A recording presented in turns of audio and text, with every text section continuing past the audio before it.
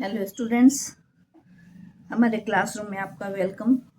CUET का exam अब काफ़ी कम वक्त रह गया है, तो चैप्टर वाइज भी मैं कुछ कॉन्सेप्ट्स क्लियर कर दूंगी और एक एक यूनिट के जो चैप्टर्स को मैं क्लियर करूंगी, उसके बाद उसके मल्टीपल चॉइस क्वेश्चंस पर भी हम लोग चर्चा करेंगे या वो मैं पूछूंगी आपसे। तो आज का जो है ये एनसीईआरटी बुक में 7 चैप्टर है साइकोलॉजी में, social influence and group processes या सामाजिक प्रभाव एवं समूह प्रक्रम। ये भी एक इम्पॉर्टेंट चैप्टर है जो सोशल साइकोलॉजी का एक भाग है। तो ये सब कुछ जानने के पहले कि सोशल इन्फ्लुएंस क्या है या ग्रुप प्रोसेसेस क्या है, हम लोगों को ये जानना जरूरी होगा कि समूह या ग्रुप क्या है। समूह सिर्फ लोगों के जैसे दो या दो से अधिक लोग कहीं पे इकट्ठे हैं, उसको हम समूह नहीं कह सकते हैं। समूह होने के लिए कुछ खासियत होनी चाहिए, यानी समूह जो है वो दो या दो से अधिक व्यक्तियों की एक ऐसी संगठित व्यवस्था है जिसमें परस्पर निर्भरता यानी एक दूसरे पे डिपेंडेंसी होनी चाहिए। आपकी खास भूमिकाएं वहाँ पे उस ग्रुप में हर व्यक्ति की अपनी अपनी रोल होगी, उनका हैसियत, उनकी प्रतिष्ठा होगी और अपेक्षाएं होंगी। तो अगर ये सारी विशेषताएं हैं दो या दो से अधिक लोगों के समूह के साथ, तो वो ग्रुप हैं। अदरवाइज हम लोग सड़क पे जाते हैं, बहुत क्राउड होता है, भीड़ और समूह में फ़र्क होता है ना। तो एक जो हम लोगों का कॉमन लक्ष्य हो, कॉमन तरीके से हमारा इंटरेस्ट हो, तो ये बहुत सारी चीज़ें हैं जो इस चैप्टर में मैं आगे बताऊंगी। आज की हमारी चर्चा का विषय सिर्फ सोशल इन्फ्लुएंस और ग्रुप प्रोसेसिंग पर है। तो सबसे पहले ये सोचिए, सोशल इन्फ्लुएंस जैसा कि नाम से ही पता चलता है, ह्यूमन बीइंग हम लोग एक सामाजिक प्राणी है। तो हमारा जो भी बिहेवियर हुआ, हमारी पर्सनालिटी हुई, जो विशेषताएं हुई, वो कहीं ना कहीं समाज से प्रभावित होता है। तो समाज के प्रभाव में आकर जो हमारा बिहेवियर होता है वो सोशल इन्फ्लुएंस के अंतर्गत आता है। एक एक्सपेरिमेंट में लोगों को एक बहुत ही आसान सा सवाल पूछा गया और आंसर बिल्कुल क्लियर था, लेकिन जब बाकी सभी लोगों ने गलत आंसर दिया तो जिन लोगों को सही आंसर आता था उन लोगों ने भी गलत आंसर दिया। 75% लोगों ने भी वही गलत आंसर चुना। तो ये क्या था? ये सोशल इन्फ्लुएंस था कि लोगों के इन्फ्लुएंस में आकर हमने गलत काम कर लिया। अब सवाल ये है कि क्या हम सच में अपने डिसीजन खुद लेते हैं या समाज हमारे दिमाग को कंट्रोल करता है?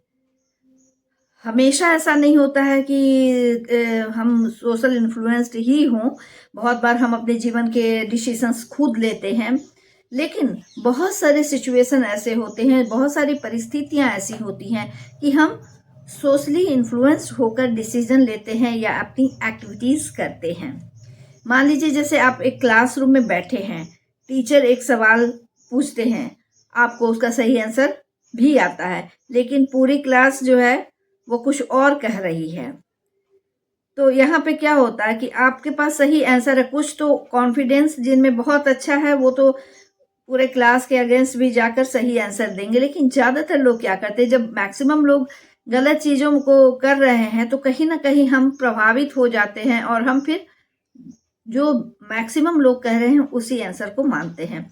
एक आता है टीवी कार्यक्रम कौन बनेगा करोड़पति, जिसमें बच्चन जी रहते हैं। तो उसमें हम लोगों को लाइफ लाइन मिलती है ना, जो क्विज टाइप का क्वेश्चन है। तो उसमें जब आपके पास लाइफ लाइन, आपको आंसर नहीं आ रहा है और आप क्विट नहीं करना चाहते, तो 2-4 ऑप्शन है, उसमें एक होता है पब्लिक ओपिनियन। तो उसका भी फंडा यही है कि जो अधिक लोग, उसमें ये भावना रहती है कि अधिक लोगों का जो आंसर होगा वही संभावना होती है कि सही आंसर होगा। तो हम लोगों को जब खुद समझ में नहीं आता है तो हम लोग पब्लिक ओपिनियन करते हैं और मैक्सिमम परसेंटेज ABC जो भी आता है उसको देते हैं और अधिक से अधिक लोग इस माध्यम से जीत भी जाते हैं। तो ये चीज होता है कि हम लोग इन्फ्लुएंस हो जाते हैं कि मैक्सिमम लोग कर रहे हैं। तो अब समझिए सोशल इन्फ्लुएंस क्या है।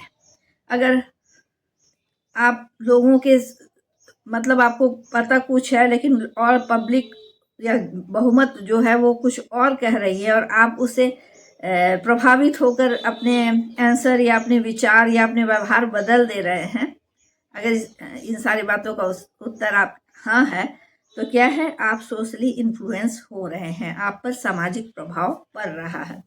जब दूसरे लोग हमारे थॉट्स और बिहेवियर को बदल देते हैं तो यही सोशल इन्फ्लुएंस है। अक्सर आपके फ्रेंड पढ़ रहे होते हैं, हो सकता है आपका पढ़ने का मूड नहीं भी होता है, तो आप देखते हैं कि अरे वो भी पढ़ रहा है, वो भी पढ़ रहा है, वो भी पढ़ रहा है, तो आप भी इन्फ्लुएंस होते हैं और आप भले ही खेलने का मूड है, फ़ोन किया था कि चलो खेलने चलते हैं, कहा नहीं अभी एग्ज़ाम का टाइम है, मुझे पढ़ना है, अभी सिलेबस कवर नहीं किया। फिर दूसरे को किया, उसने भी कहा नहीं यार अभी टाइम कम बचा, मुझे पढ़ने दो। तो क्या होता है कि ना चाहते हुए, आपकी इच्छा नहीं थी अभी पढ़ने की, क्योंकि आपने अच्छी सी तैयारी कर ली थी, अब आप थोड़ा फ्रेश होना चाहते थे, खेलना चाहते थे, लेकिन आपने देखा जब वो दोनों पढ़ रहे हैं तो फिर मैं क्यों ना पढ़ूं, और आप पढ़ने लगते हैं। तो ये भी उसका ही एक एग्जाम्पल हो सकता है। हम अक्सर सोचते हैं कि हम इंडिपेंडेंट हैं, लेकिन ये सच है कि हम इन्फ्लुएंस्ड होते हैं और अक्सर होते हैं। अब हम बात करते हैं कन्फर्मिटी की। जब हम ग्रुप जैसा बिहेवियर करते हैं, जो भी ग्रुप कर रहा है और हम वही बिहेवियर करने लगते हैं, उसी को कन्फर्मिटी कहते हैं।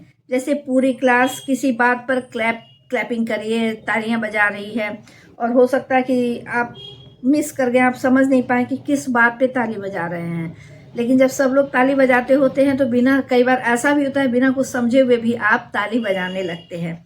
तो ये क्या है, ये कन्फर्मिटी का उदाहरण है। यानी हम कह सकते हैं कि कन्फर्मिटी का अर्थ भीड़ के साथ चलना है। तो 3 लेवल होते हैं इसमें। एक होता है बस दिखावे के लिए मानना, कन्फर्मिटी, जैसे सब ताली बजा रहे हैं, इच्छा है या नहीं है, बात समझ में आई या ना आई, हमने ताली बजा दिया। दूसरा, किसी को पसंद करके उसको फॉलो करना, इसको आइडेंटिफिकेशन कहते हैं। और तीसरा है दिल से एकदम मान लेना, एकदम हाईली इम्प्रेस्ड होकर, इसको इंटरनलाइजेशन कहते हैं। तो आइए अब हम जानते हैं कॉम्प्लियंस का क्या मतलब है। जब कोई आपसे रिक्वेस्ट करता है और आप हाँ कर देते हैं, तो इसे ही हम कॉम्प्लियंस कहेंगे। जैसे एक एग्जाम्पल के तौर पे समझिए कि फ्रेंड बोले बस 2 मिनट में, बस थोड़ा सा मुझे हेल्प कर दो, 2 मिनट के लिए तुम मदद कर दो, और फिर क्या होता है धीरे धीरे आप उसका पूरा प्रोजेक्ट ही कर देते हैं। तो इसमें 2 प्रकार की टेक्निक होती है, एक फुट इन द डोर, एक डोर इन द फेस। कि थोड़ा से हमने शुरू किया, फुट इन द डोर, और फिर सारा का सारा कर दिया, डोर इन द फेस। उसके बाद आते हैं ओबीडियंस, आज्ञा पालन। जब इस नाम से ही पता चलता है, इसमें आज्ञाकारिता वाली भावना होती है। जब अथॉरिटी ऑर्डर देती है और हम उसे मानते हैं, आज्ञा का पालन करते हैं। जैसे टीचर बोले साइलेंस प्लीज, और खूब शोर मान लीजिए भी क्लास में टीचर नहीं आए, हम लोग बहुत शोर मचा रहे हैं जैसे ही टीचर ने प्रवेश किया, साइलेंस प्लीज कहा और पूरी क्लास पिन ड्रॉप साइलेंट। तो ये क्या, ये बहुत ही अच्छा एग्जाम्पल है ओबीडियंस का। यहाँ चॉइस कम होती है, आपको चॉइस नहीं मिलती है कि आपको बोलना है या नहीं बोलना है, आपको जो ऑर्डर दिया गया आपको उसे फॉलो करना है, इसमें प्रेशर ज़्यादा होता है। आज्ञा पालन सामाजिक प्रभाव या सोशल इन्फ्लुएंस का सबसे डायरेक्ट और क्लियर रूप से, स्पष्ट रूप इसमें देखा जा सकता है। अनुपालन या ऑबिडेंस की तुलना में ये कम प्रत्यक्ष होता है, क्योंकि आपसे किसी ने अनुरोध किया होता है।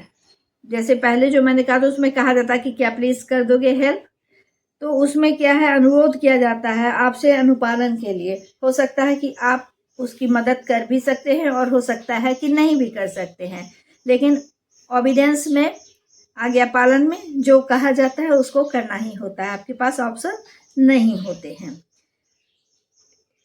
अब हम जानते हैं सोशल फैसिलिटेशन क्या होता है।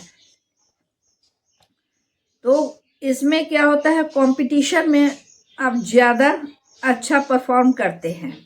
दूसरों की उपस्थिति में एक व्यक्ति का अकेले जो परफॉर्मेंस होता है यानी पूरा ग्रुप है, जैसे स्कूल में कंपटीशन होता है, 2-3 स्कूल के में कंपटीशन चल रहा है, आपके स्कूल से किसी ने कंपटीशन दिया तो उसका अकेले का परफॉर्मेंस हो रहा है। और सोशल लॉयफिंग में क्या होता है, इसमें होता है कि ग्रुप प्रोजेक्ट होता है और कुछ लोग सिर्फ उसमें नाम के लिए ही काम करते हैं।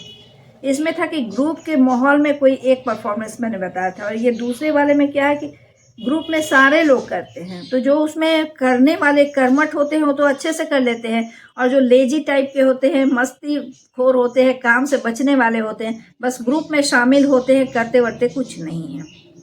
जितना बड़ा ग्रुप होगा उतना कम इंडिविजुअल एफर्ट लगता है। एक बड़े समूह के अंग के रूप में दूसरे व्यक्तियों के साथ एक व्यक्ति का किसी एक कार्य पर निष्पादन या परफॉर्मेंस करना सोशल लॉयफिंग है। ऐसे कार्य का उदाहरण आप एक गेम से समझ सकते हैं, जैसे रस्साकसी का खेल होता है, तो ये इसका बहुत ही अच्छा एग्जाम्पल है। उसके बाद हम आते हैं ग्रुप पोलराइजेशन में। इसमें डिस्कशन के बाद लोग और एक्सट्रीम डिसीजन लेते हैं। इसमें जो होता है, इसमें भी कुछ प्लस पॉइंट होते हैं, कुछ माइनस पॉइंट होते हैं। उसके बाद हुआ ग्रुप थिंकिंग। इसमें क्या होता है, सब एग्री करते हैं। ग्रुप थिंकिंग में माइनस पॉइंट क्या होता है कि इसमें कुछ गलत भी चीज़ है। अगर ग्रुप ने डिसीजन ले लिया तो कोई आदमी इसमें सवाल नहीं उठाता है, तो कई बार इसके डिसीजन गलत हो जाते हैं। क्योंकि ऐसा होता है ना कि अगर किसी ने किया और आपको सही नहीं लगा तो आप उसमें सवाल कर सकते हैं कि ये चीज़ सही नहीं है, लेकिन ग्रुप थिंक में ये बात नहीं होती है, कोई कुछ कहता नहीं है।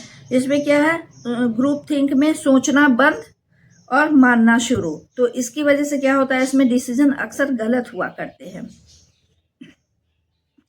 मैंने पहले जो बताया था क्राउड ग्रुप में जो डिफरेंस किया था, तो अब क्राउड बिहेवियर क्या होता है। अक्सर भीड़ में इंसान अपनी पहचान भूल जाते हैं। क्राउड में आप जो बिहेवियर करते हैं इंडिविजुअली शायद कभी आप सोच भी नहीं सकते हैं। होता है ना, जैसे किसी के साथ कुछ गलत हुआ, जैसे कहीं किसी के साथ रेप हो गया या किसी के साथ कुछ गलत चीज़ें हुई, तो पूरा सड़क आ जाता है उसमें उसके खिलाफ लड़ने के लिए। और उसमें बहुत सारे ऐसे लोग भी होते हैं कि आम तौर पे उनके जुबान खुलना मुश्किल है, किसी से बोल नहीं सकते हैं, लेकिन उस ग्रुप में, उस भीड़ में जब वो नारेबाजी करते होते हैं, जब वो इन सब कामों में लगे होते हैं, तो उनका बिल्कुल एक अलग सा रूप होता है। तो प्रोटेस्ट में लोग वो कर देते हैं जो कभी उन्होंने अकेले में किया नहीं था, ना उसके बारे में सोच सकते हैं। तो CUT के लिए इस चैप्टर की जो 5 बेसिक चीज़ें हैं उसको आपको याद रखना है। कन्फर्मिटी में आपको याद रखना है कि इसमें ग्रुप प्रेशर रहता है।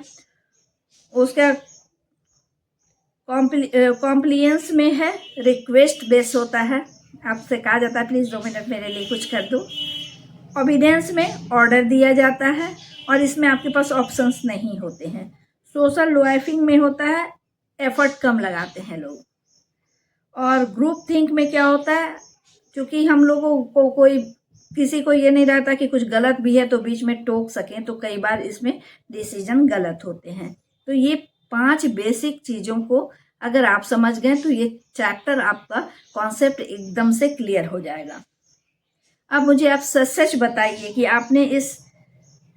आपने कब भीड़ के प्रेशर में आकर डिसीजन लिया। कभी ऐसा हुआ कि भीड़ में प्रेशर में आके आपने कोई ऐसा डिसीजन लिया जिसके बारे में आपने कभी सोचा ही नहीं था? कमेंट में लिखिए अगर ऐसा है तो। आई वॉज इन्फ्लुएंस्ड, क्योंकि सोशल इन्फ्लुएंस बहुत ही कॉमन चीज़ है और हम सब अपने लाइफ में कभी ना कभी सोशली इन्फ्लुएंस्ड हो ही जाते हैं। और ऐसे ही साइकोलॉजी को आसान बनाने के लिए हमारे चैनल को सब्सक्राइब कीजिए।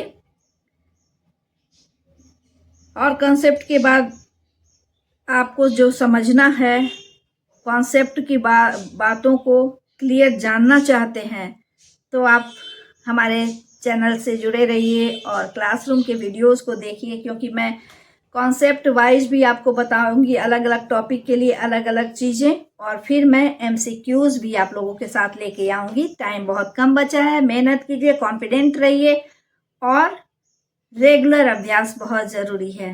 Wish you all the best. Thank you.